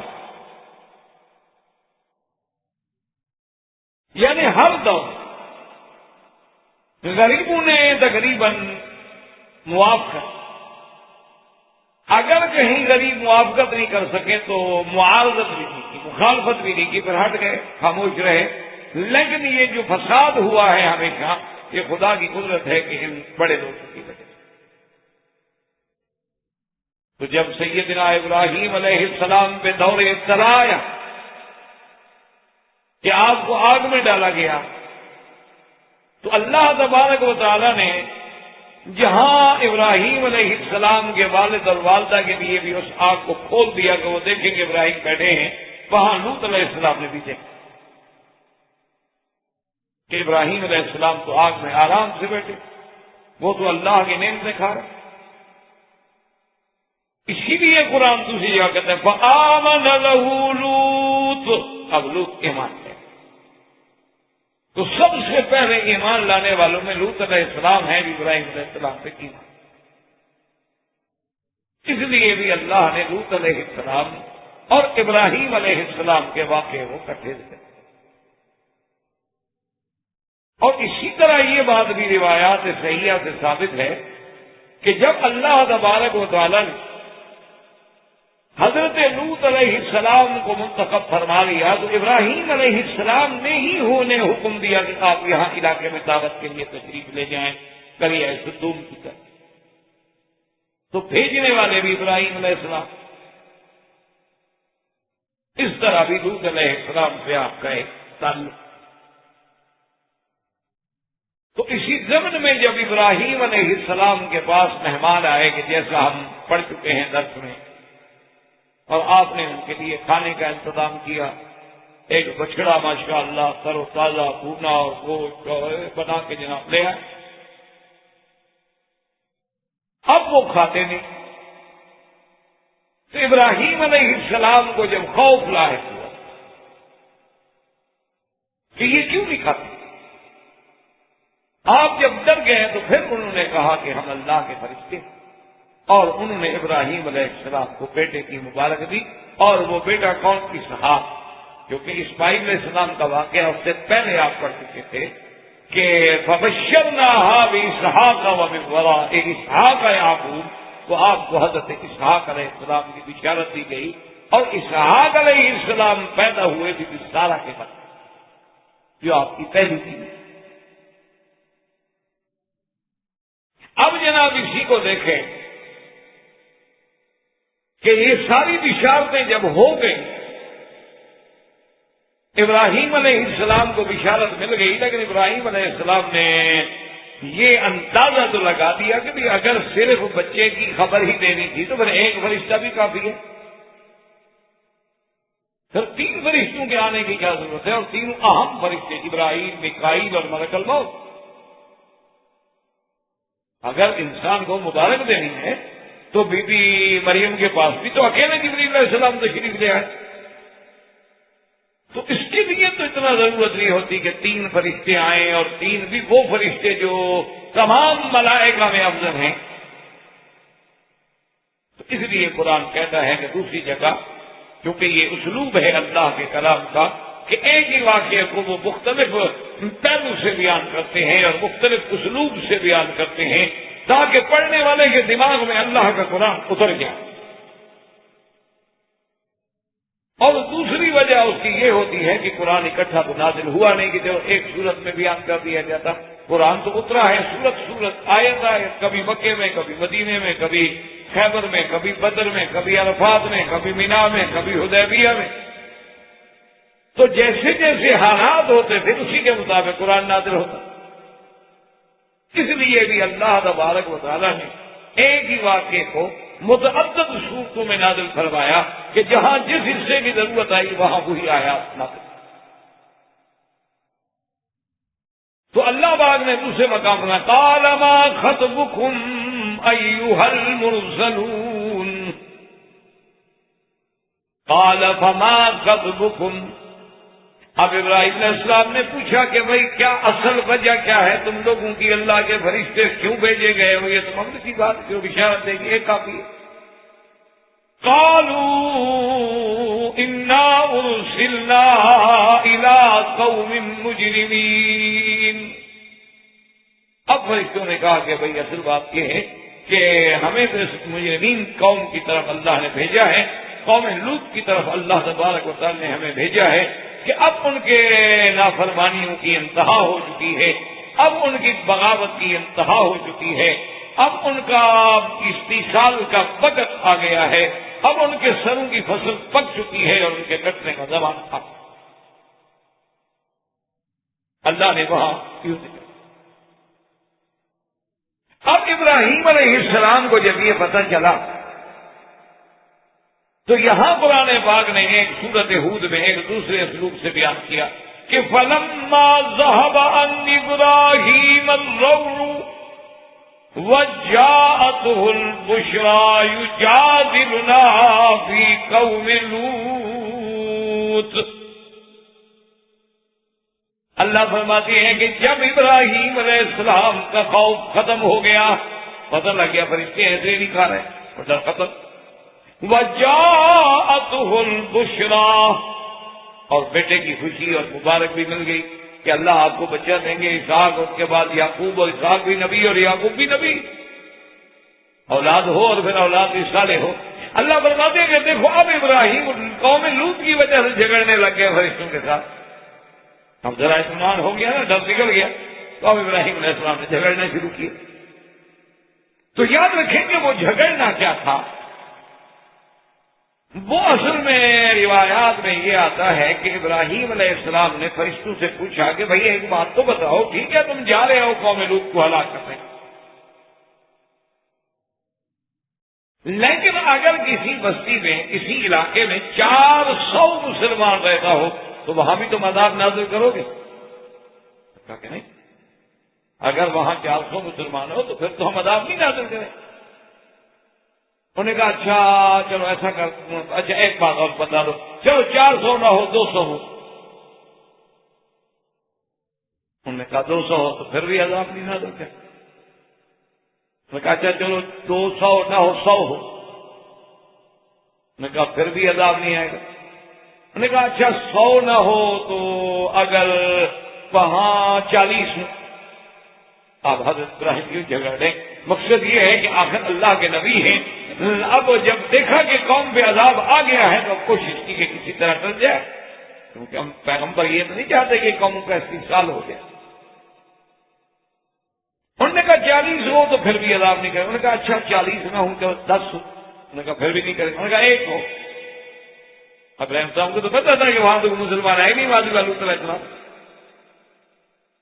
کیونکہ خدا کی شان ہی ہے کہ یعنی پوری قوم لوط میں کوئی بندہ اسلام نہیں لے آیا لوط علیہ السلام پہ ماں سوا دو لڑکیوں کے، اپنی بیوی بھی مسلمان نہیں ہوئی۔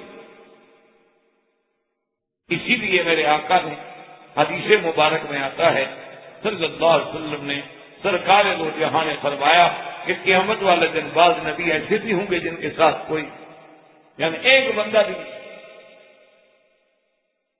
بعض نبی ایسے بھی ہوں گے جن کے ساتھ 2 اور 4 آدمی ہوں۔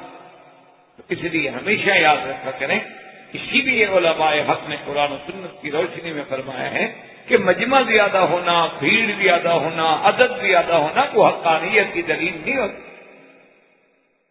یہ کوئی دلیل نہیں۔ ویسے بھی اللہ کی شان ہے، آپ دیکھیں نا جی کہ گلاب کا پھول ہو تو پھول تو ایک ہوگا، کانٹے 18 ساتھ لگے۔ اسی لیے آپ دیکھیں کہ جب پانی آتا ہے تو اس کے اوپر جتنا گند اور اتنا چھوٹی موٹی تنکے اور چیزیں اور ایسی ساری اس کے اوپر چڑھی ہوئی ہوتی، تو یہ کوئی دلیل نہیں ہوتی کہ اگر ایک طرف مثلا ہم کہیں گے دیکھو جی بلاد اروپا ہے اور یورپ اور امریکہ ہے اور ماسکو ہے اور رشیا ہے اور ہر جگہ کفر ہے، یہ کوئی دلیل نہیں ہے چاہے ساری دنیا میں ایک مسلمان ہے۔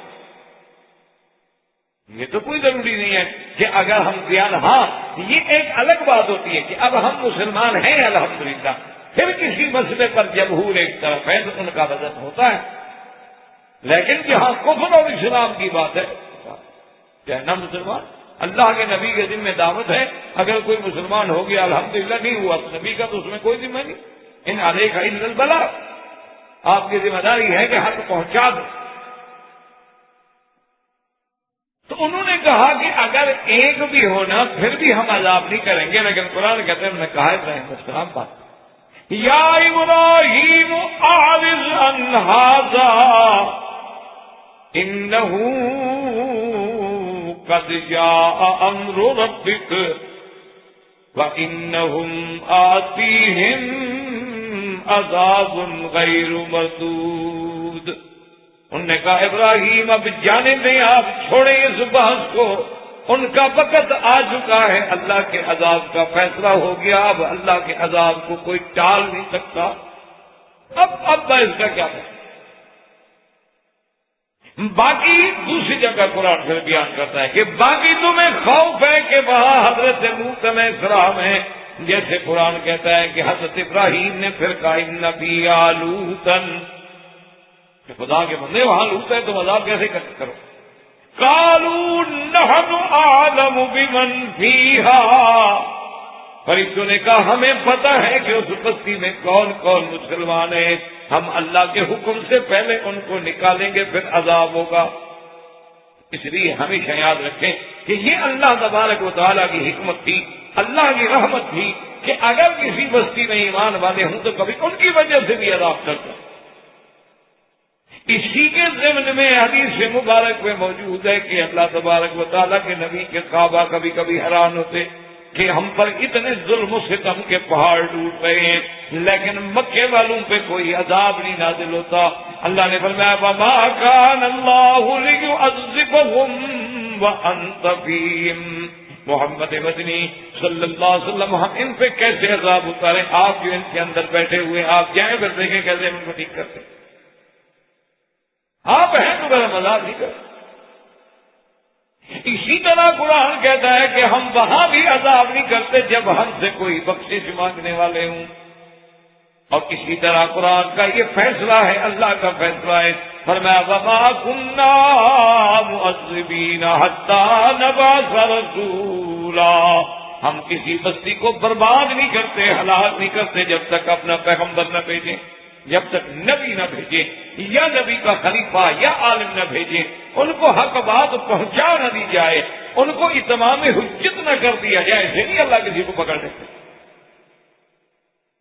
اسی لیے میرے آقا سرکار دو عالم سیدنا محمد رسول اللہ صلی اللہ علیہ وسلم اپنے صحابہ کو وصیت فرماتے تھے کہ جب تم جنگ کے لیے جا رہے ہو تو خیال رکھنا، لا تغیروا، ایسے نہیں جا کے شب خون مار دو کسی بستی پر، بلکہ انتظار کرنا، فَإِذَا سَمِعْتُمُ النِّدَاءَ، اگر تمہیں اذان کی آواز آ جائے فَلَا تَغِیرُوهَا، حملہ نہ کرو، جو اس کا مطلب ہے اندر مسلمان ہے، اذان جو دے رہے اور اگر آزان کی آواز نہ آئے تو پھر سمجھ لو کہ اس بستی میں کوئی مسلمان نہیں. یہ نہیں ہو سکتا کہ مسلمان ہو اور اذان نہ کہے اور نماز نہ پڑھے. تو حضور صلی اللہ علیہ وسلم سے منع. لیکن ایک بات میں ایک حدیث مبارک میں یہ آیا ہے کہ ایک دفعہ ایک بی بی صاحبہ نے حضور صلی اللہ علیہ وسلم سے سرکار دو عالم سے ایک سوال کیا. آپ بتا رہے تھے نا کہ ایسی امتوں پہ عذاب آئیں گے, ایسے عذاب آئیں گے, ایسے عذاب آئیں گے. تو اس بی بی نے پوچھا کہ یا رسول اللہ صلی اللہ علیہ وسلم انہلک وفینا الصالح, کہ کیا ہم اس وقت بھی ہلاک ہو جائیں گے؟ ہم اچھے لوگ ہوں گے, چلو ہم برے ہیں نہیں اچھے بھی ہیں. حضور نے فرمایا کہ ہاں اذا کثر فیکم الخبث, کہ جب بے حیائی بڑھ جائے گی, جب برائی بڑھ جائے گی تو پھر اللہ کے عذاب آ جاتے ہیں, پھر اللہ پاک عذاب کر دیتے ہیں. اس میں اچھے بھی رگڑے جاتے ہیں اور برے بھی رگڑے جاتے ہیں. پھر قیامت والے دن ہر کوئی اپنے عمل پہ اٹھے گا, اچھا ہے تو اس کو جزا اچھی مل جائے گی, برا ہے تو سزا مل جائے گی, لیکن پھر اللہ عذاب کو نہیں. اسی طرح ایک روایت میں موجود ہے کہ اللہ نے حکم دیا ایک بستی پر عذاب, کہ فلاں بستی پہ عذاب نہ. تو فرشتوں نے عرض کیا کہ یا اللہ, اس بستی میں تو ایک ایسا تیرا بندہ رہتا ہے کہ جس کی کوئی نماز قضا نہیں ہوئی, جس کا رات دن تیرے ذکر میں ہے, تیری یاد میں ہے, تیرے فکر میں ہے, ہر وقت زبان پہ تیرا نام ہے, اس کے بارے میں کیا حکم ہے؟ فرمایا اس پر بھی کرو. اپنا تم کا اللہ کی مرضی ہے. انہوں نے کہا مولا آپ کا حکم ہے, انکار نہیں ہو سکتا. اب اللہ نے فرمایا ملائکہ تم نہیں جانتے, ٹھیک ہے وہ عابد تھا, زاہد تھا, وہ ذاکر تھا, لیکن اس نے میں برائی پر کسی دوسرے کو روکنے کی کوشش نہیں کی. تو صرف ہمارا نیک ہونا کافی نہیں ہوتا. جیسے آج کل ایک محاورہ ہے نا کہ بھئی تو اپنی نبے تجھے غیر سے کیا, یہ غلط. ہر آدمی کا ایک فلسفہ بن گیا ہے کہ بھئی چھوڑو, ہم کسی دوسرے کے معاملے میں کیسے دخل. لیکن یہ آزادی ہے اور ہر آدمی کو حق ہے, اور ٹھیک ہے وہ جانے, ان کا کام جانے. یہ بات اللہ کے رسول اور اسلام کے فلسفے کے خلاف. ایک آدمی آگ میں جل رہا ہے, آپ اس کو بچانے کی کوشش بھی نہ کریں, آزادی ہے جانے دو. ایک آدمی آپ کے سامنے اگر آگ میں جا رہا ہے, آپ کے پھردے پہ پکڑیں آپ اس کو. ایک آدمی آپ کے سامنے مکان سے کھڑے ہو کے چھلانگ لگانا چاہتا ہے, خودکشی کرنا چاہتا ہے, آپ کہتے ہیں کہ آزادی ہے, کیوں ہم دخل دیں, جانے دو. یہ کون سی آزادی ہے؟ تو جو لوگ اللہ اور اللہ کے رسول سے جنگ کر رہے ہیں, اللہ کے رسول کی مخالفت کر رہے ہیں, وہ جہنم کی آگ میں اپنے آپ کو ڈال رہے ہیں, ان کو آپ جہنم سے بچانے کی کوشش کیوں نہیں کرتے؟ یہ کیا بات ہے؟ اسی لیے اسلام کا یہ فلسفہ ہے کہ ہمارا ہر بندہ جو ہے کنتم خیر امۃ اخرجت للناس تأمرون بالمعروف وتنہون عن المنکر, کہ ہمارا ہر بندہ بھلائی کا حکم کرے اور برائی سے روکے, اور جب تک یہ فضا نہ بنے اس وقت تک کام بھی نہیں ہو. یہ قاعدہ. تو اس لیے ہمیشہ یاد رکھیں کہ جتنے بھی اللہ تبارک و تعالیٰ کے احکام آئے, اور تو اس کے لیے یہ ضروری لازمی کہ آپ جتنا مرضی آئے کر لیں, لیکن شرط یہ ہے کہ احکام پہ چلنا ہوگا, ورنہ اللہ کا عذاب آئے تو سب کو اپنی لپیٹ میں لے. اچھا, اس کے بارے میں میرے آقا نے سرکار دو عالم صلی اللہ علیہ وسلم نے کس قدر یعنی عظیم مثال بیان فرمائی ہے, عظیم مثال بیان فرمائی. آپ نے فرمایا کہ اگر آپ ایک کشتی میں سوار ہیں اور کشتی کے دو حصے ہیں, دو خانے ہیں, کچھ لوگ اوپر ہیں, کچھ لوگ نیچے ہیں. اگر نیچے والوں کا یہ مزاج بن جائے کہ بھی ہم اس کشتی میں سوراخ کر کے نیچے سے پانی لے لیتے ہیں, ادھر سے جانا پڑتا ہے, ادھر جاؤ اور کنارے پہ کھڑے ہو اور ڈول ڈالو اور پھر پانی نکالو, تو بڑا آسان ہے کہ ہم یہاں تختہ توڑ کے تھوڑا سا یہاں سے سوراخ کر کے ہر آدمی اپنا ڈول بھر لے گا. اگر اللہ کے نبی نے فرمایا کہ تم ان کا ہاتھ نہ پکڑو اور وہ سوراخ کر لیں اور پانی اندر بھر جائے جو تم اوپر رہ رہے ہو تو تمہارا کیا حال ہوگا؟ اگر تم اوپر بیٹھے رہو گے جی ہم تو دور ہیں ہمیں تو کچھ نہیں ہو رہا. لیکن جب اس کشتی میں پانی بھرے گا جب وہ ڈوبے گے تم بھی ساتھ ڈوب جاؤ. اسی لیے اللہ تبارک و تعالیٰ کی شان ہے کہ اللہ تبارک و تعالیٰ اپنے بندہ یعنی اس کا اگر ایک بندہ بھی اللہ کی یاد کرنے والا ہے تو پہلے یہ تھا اس کی وجہ سے بھی عذاب نہیں. اور دوسری بات جو اصل بنیادی بات ہے سمجھنے والی وہ اپنے دل و دماغ میں اللہ کی رحمت سے رکھ لیں کہ جب تک آپ نوح علیہ السلام سے لے کر یعنی سرکار دو جہاں صلی اللہ علیہ وسلم تک جتنے پیغمبر اور ان کی قومیں گزرے ہیں جب آپ نظر ڈالیں گے تو آپ اس نتیجے پہ پہنچیں گے کہ اللہ محض کافر ہونے کی وجہ سے کسی کو عذاب نہیں دیتے.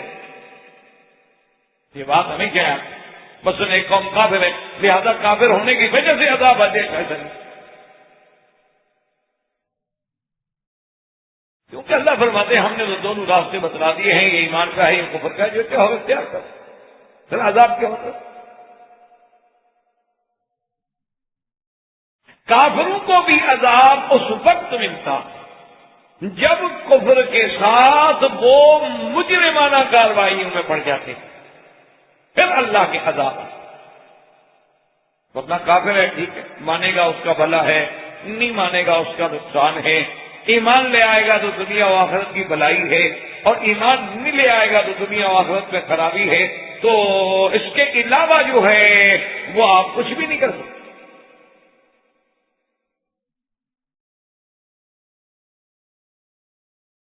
تو یہ ہمیشہ ہے. اب دیکھیں نا کہ نوح علیہ السلام کی قوم ہے نہیں عذاب آیا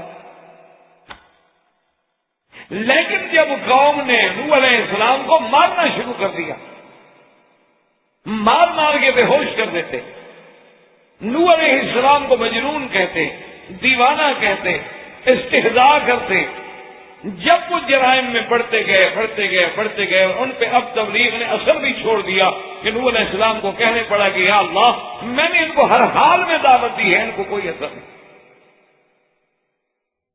حتیٰ کہ اگر آپ ان کو چھوڑ دیں تو میں ان کی نسلوں کو بھی آزما چکا ہوں آئندہ بھی جو نسل پیدا ہوگی وہ بھی کم نہیں یلد الا فاجر کفار. اسی طرح بھی آپ دیکھیں نظر ڈالیں کہ موسیٰ علیہ السلام کے مقابلے پہ فرعون تھے تو بنو اسرائیل کے مقابلے پر قبط تھا فرعون تھا لیکن اتنی مدت طویلہ تک عذاب نہیں آیا فرعون یا فرعون کی قوم پہ. لیکن جب وہ حد سے بڑھ گئے کہ لوگوں کے بچوں کو قتل کر دو بچیوں کو غلام بنا دو ان کو جناب اپنے مشقتوں کے کاموں میں عذابوں میں ڈال دو سارے مصائب کا ان کو شکار کر دو تو پھر اللہ تبارک و تعالیٰ کا جلال جو ہے وہ جوش میں آتا ہے. ورنہ کافر کو بطور کافر ہونے کی سزا نہیں ملتی کیوں وہ تو اللہ پاک نے ہر بندے کو پیدا کرنے کے بعد اس کے سامنے راستہ کھلا رکھ دیا. تو اس لیے قرآن مجید یہ کہتا ہے کہ فرشتوں نے ابراہیم علیہ السلام سے کہا کہ حضرت اب بات کہنے کا کوئی فائدہ نہیں اللہ کے فیصلے جو ہیں وہ کبھی بدل لا مبدل لکلماتہ اللہ کا جو حکم ہو جائے تو ہو جاتا ہے. انہم آتیہم عذاب غیر مؤجل. اب اللہ کے فرشتے وہاں سے چلے اور حضرت لوط علیہ السلام جو تھے یہ رہتے تھے قریہ سدوم میں. قریہ سدوم جو ہے آج کل اس کو کہتے ہیں بحر میت. یہ اگر آپ اردن جائیں جارڈن جائیں اس کے قریب وہ جگہ ہے تو اس کو کہتے ہیں بحر میت یعنی وہ ابھی بھی وہ سمندر کا وہ علاقہ ہے کہ وہاں اب بھی پانی میں کوئی چیز زندہ نہیں رہتی حالانکہ پانی موجود ہے لیکن کوئی چیز جاندار نہیں بچتی. سبحان اللہ والحمد للہ ولا الہ الا اللہ واللہ اکبر. سبحان اللہ والحمد للہ ولا الہ الا اللہ واللہ اکبر.